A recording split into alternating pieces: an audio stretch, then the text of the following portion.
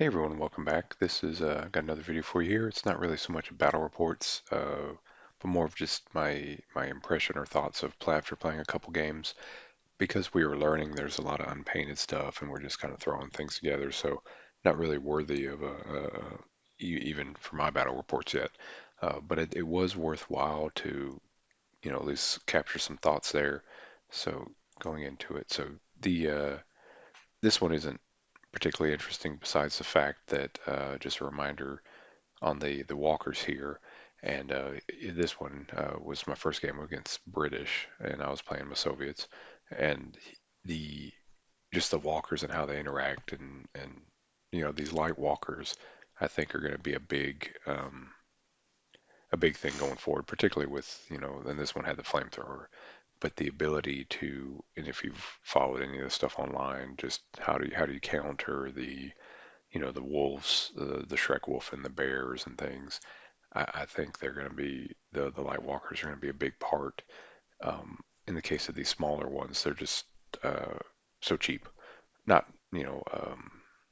relatively inexpensive compared to the unit of bears and things, to where yeah, the werewolves or whatever can tear them apart, but when you can buy two of these guys for one of those units, um, these light, especially the two fist uh, light walkers, uh, are really going to kind of shine in that regard, I think, and being the counter to that is the game.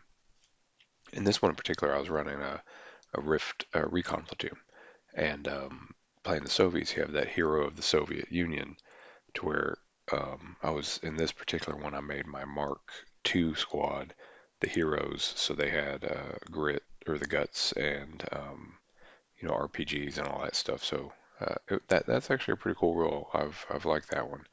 Um, and the harmonic convergence, the putting a pin on something is definitely interesting. It's obviously it's real swinging because dice are involved, but it was still pretty cool. Um, this was kind of just a battle royale shot, just capturing most of the stuff. We instead of just rolling for the mission or anything, we just said, hey, just objective in the middle. Let us focus on all the other rules and not worry about that. Um, One of the things, this was only like 1,000 point battle because we were learning the game, and what we said is, hey, you do need to have a rift unit or two. That's the He printed these off. These were his Mark IIs, the AT gun guy, his Mark Ones, the new Mark One he's kind of going for, the old ones. This is supposed to represent the HMG, and then these guys will just be the MMGs. Then his Galahads and stuff. So, you know, uh, it worked out pretty well as far as just the game, but and oh yeah, because I was parked on the objective with bears, so he learned a lesson of like, okay, if you're taking any regular small squad infantry, you want the AT, the Panzerfaust or RPGs or whatever. Um, I wasn't in my first playthrough, I wasn't particularly impressed with the Daughters of the Motherland. Um, it's like, yeah, they're fast. The only way I can see them honestly being useful for me is the um, the projector, so they can get two of the projector um, per squad. So I can see them being a just a fancy flamethrower equivalent delivery system, in the sense of you could take a unit of five, put them in a truck or come somewhat, and drive up the nine. They can move eight, and then you have the range six, and being able to drop that template on stuff and ignore cover and all that, you'd be able to get reliably, because it's only 6 inch range, so uh, fairly reliably two, or maybe even a 3 inch template out of that. Now, are you going to be better served, when you look at the points, going how many points is that, or I just fill it with the same come with three flamethrower teams. you know, yeah, they're not as fast, um, but I have three chances to cook off a unit versus the one there. So that's kind of what I'm seeing with the assault rifle armed infantry is the ability to hurt toughness 7 things more than just a single RPG or something like that. The Mark IIs on the Soviet side have been interesting. I haven't tested it out yet. I wrote a list, but their ability to buy two anti-tank rifles in the squad, and they fill a mandatory slot. So being able to take a unit of that to kind of camp on an objective and just crack out two shots at 48-inch range. Um, I'm thinking that's probably going to be the route I go with these guys. Um, and it won't be as good as the or point cheap or efficient as the stall trooping. Um, and that's something I actually probably should math out. Um, when all said and done, is that three-man group stall trooping with the AT gun compared to a six something man unit of the Mark Ones with AT rifles.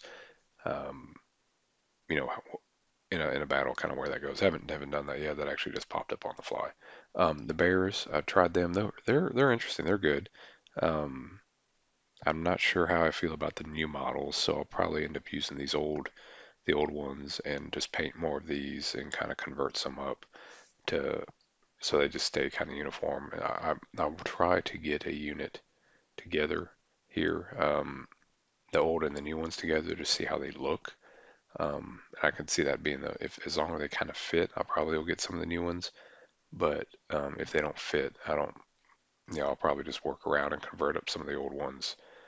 Uh, try to scoop up a pack or two of the old ones and go from there. So this was the game with the play against the Axis here. Because of the lower points, we just played on a 4x4. Um, Dollars of Motherland, so I played two games with them. Like I said, wasn't too super impressed. This is the Locust or the Hirschrek mech, the jump running walker thing. Um, he printed his off. This was a unit of the Stahltruppen, the Defense 7 ones. The thing in this game that was pretty interesting is I took a sniper with AT rifle, which was really cool. I actually really like that. Again, it's 67 points. One of the things, especially when you're playing a German player or maybe an American or something with the where the leaders get some of those free dice they can use, or if somebody's buying the extra dice. In all the games I played, I bought 3 points of luck each game. Used them all. I generally like it. I may do, and part of it's that finding that right balance. Okay, maybe 2 points of luck, 1 point of guts, something like that to keep everything flowing, or just who knows. We'll see what that looks like. The light mortars are still doing great. Um, the range, the AP. So being having that AP1, yeah, with dropping the template on you means they can do pins and hurt even the stall trooping and stuff. You don't want to bank on it, but if you take them inexperienced, they're like what 21 points. I normally take everything regular, but if you're taking them inexperienced, 20 something points for a dice and the ability to actually hurt some things is worthwhile. And see another and just a cool action pose of running up on the objective here. Um, yeah, these were just regular infantry. Um, yeah, I don't see as it stands now, with the exception of maybe taking a shirker squad for holding an objective. Because I think in one of the missions, after playing the games, we looked up some of the other missions, and one of them have up to like, what, 7 objectives or more. So I see the that being an actual pretty big deal, especially if you're just rolling for missions out of the gate or out of the box. Being able to cover or handle a lot of objectives. Uh, and I say that because in the games I've played and even are seeing other 1,500 or 2,000 points, the scoring units are pretty low. So I think taking a unit or two of inexperienced shirker um, squads here and just parking them on an objective, yeah, they'll run if anybody does anything, even looks at them too meanly, but you know, in the case of this, say if the objective was behind here, they had to come all the way around, which means, yeah, they can do it.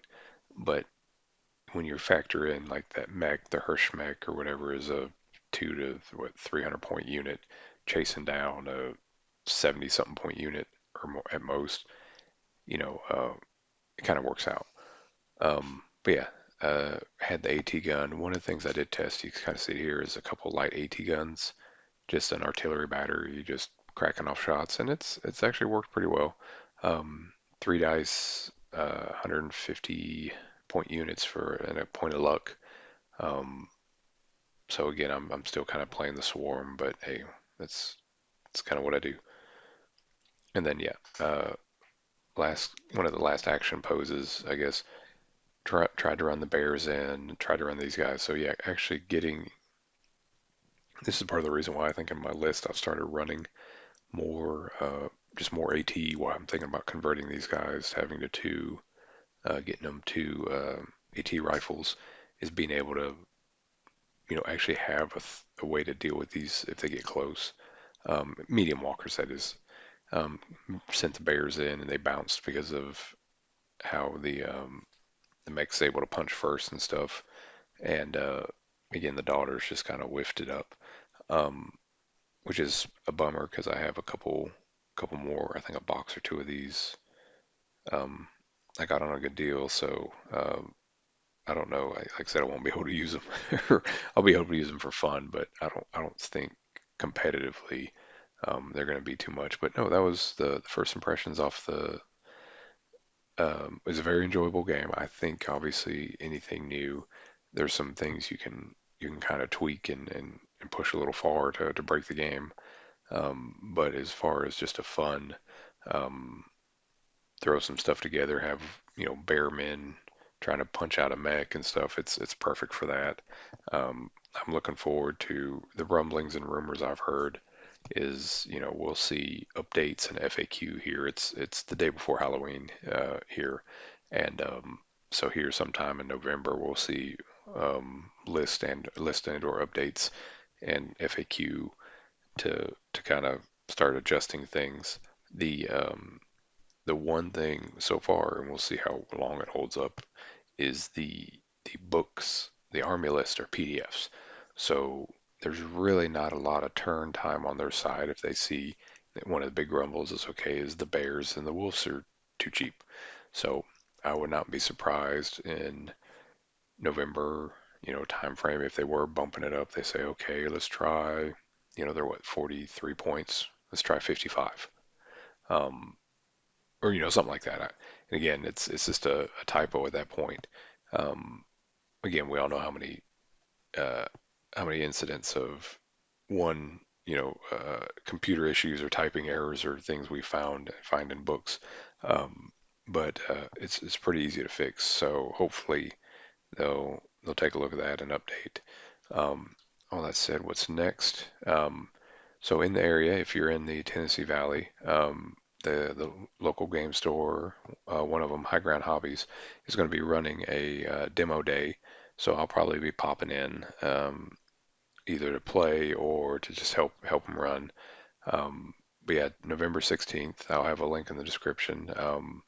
And yeah, I'm definitely looking forward to playing some more of the game. I don't know. I do have some stuff I'm working on to get my Soviets up to, some of the Cossack walkers. I'm looking to test, a buddy did some 3D prints, so I'll probably try to get some of those done to the table to test that out. Um, but once I get a workable force, I definitely think I'll be switching to either get the Japanese up to table ready or the Italians. That's going to be an interesting one. So I'm probably going to run my Italian force just as Americans because of the number of jump troops and stuff I have. We'll see if that actually works. But for now, I'm going to paint them up, neutral, allied type colors. That way I can switch them between uh, at least because I have the Bersaglieri, armored Bersaglieri, a couple squads of those, which technically fall under the British list or the Commonwealth. So I have, stuff that can go in both. So I'm going to paint it up, and then whatever I think works for me is that'll probably just I'll run it as either the Americans or Commonwealth, um, and go from there. But all in all, thanks for watching. Like I said, it's just kind of not so much a battle report per se, but just kind of a battle summary and thoughts and futures. And hopefully, if you're in the area and you want to get a game in, just come by the demo day or reach out. Thanks for watching. Bye.